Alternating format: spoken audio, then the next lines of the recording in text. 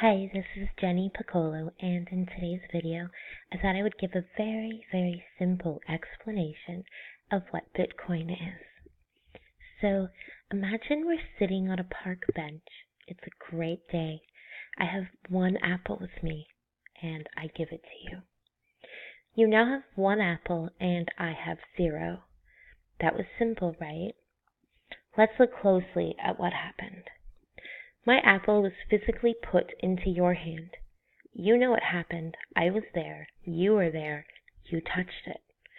You don't need a third person there to help us make the transfer. We didn't need to pull in Uncle Tommy, who's a famous judge, to sit with us on the bench and confirm that the apple went from me to you. The apple's yours. I can't give you another apple because I don't have any left. I can't control it anymore. The apple left my possession completely. You have full control over that apple now. You can give it to your friend if you want. Then that friend can give it to his friend, and so on. So that's what an in-person exchange looks like. I guess it's really the same whether I'm giving you a banana, a book, a quarter, or a dollar bill. But I'm getting ahead of myself. Back to apples. Now let's say I have one digital apple here. I'll give you my digital apple. Now it gets interesting. How do you know that digital apple, which used to be mine, is now yours and only yours? Think about it for a second. It's more complicated, right? How do you know that I didn't send that apple to Uncle Tommy as an email attachment first, or your friend Joe, or my friend Lisa too? Maybe I made a couple of copies of that digital apple on my computer. Maybe I put it up on the internet and 1 million people downloaded it. As you can see, this digital exchange is a bit of a problem. Sending digital apples doesn't look like sending physical apples. Some brainy computer scientists actually have a name for this problem. It's called the double spending problem. But don't worry about it. All you need to know is that it's confused them for quite some time and they've never solved it. Until now. But let's try to think of a solution on our own. Ledgers. Maybe these digital apples need to be tracked in a ledger. It's basically a book where you track all transactions, an accounting book. This ledger, since it's digital, needs to live in its own world and have someone in charge of it. Just like World of Warcraft, say. Blizzard, the guys who created the online game, have a digital ledger of all the rare flaming fire swords that exist in their system. So, cool. Someone like them could keep track of our digital apples. Awesome, we solved it. Problem. There's a bit of a problem. One, what if some guy over at Blizzard created more? He could just add a couple of digital apples to his balance whenever he wants. And 2, it's not the same as when we were on the bench that day.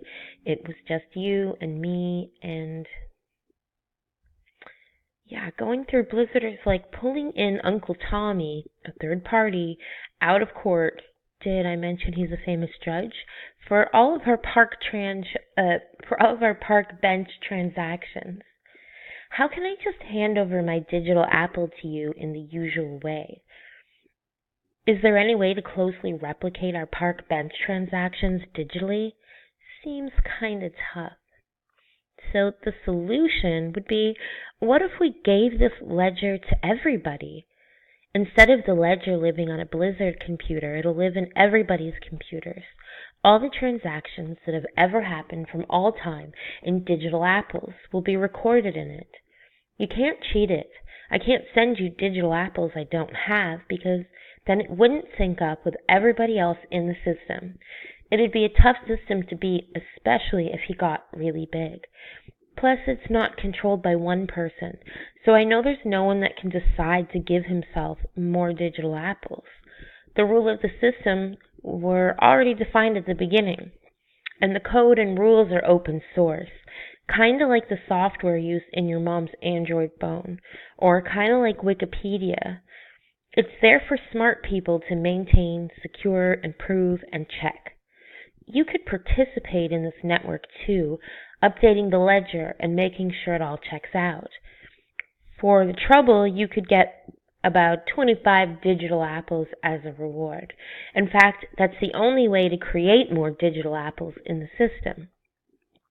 I simplified quite a bit, but that system I explained exists. It's called the Bitcoin protocol, and those digital apples are the bitcoins within the system.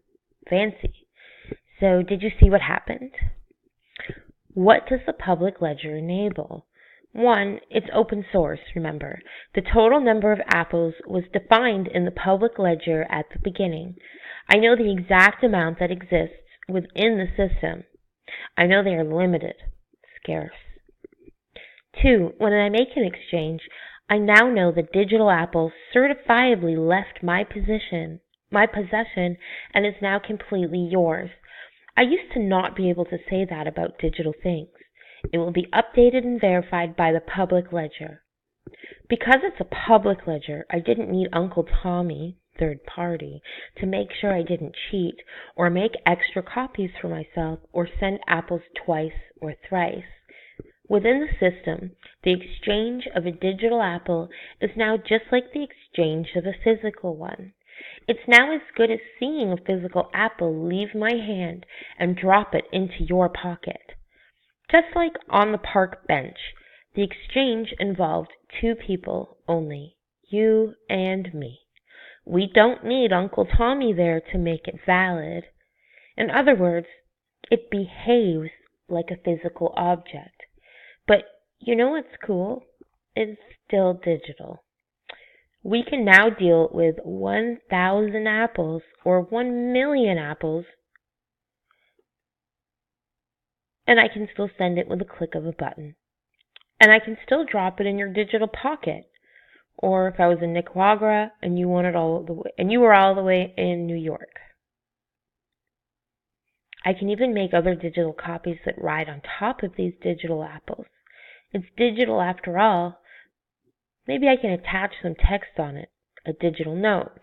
Or maybe I can attach more important things like, say, a contract or a stock certificate or an ID card. So this is great. How should we treat our value, these digital apples? They're quite useful, aren't they? Well, a lot of people are arguing over it now. There's debate between this and that economics school, between politicians, between programmers. Don't listen to all of them, though.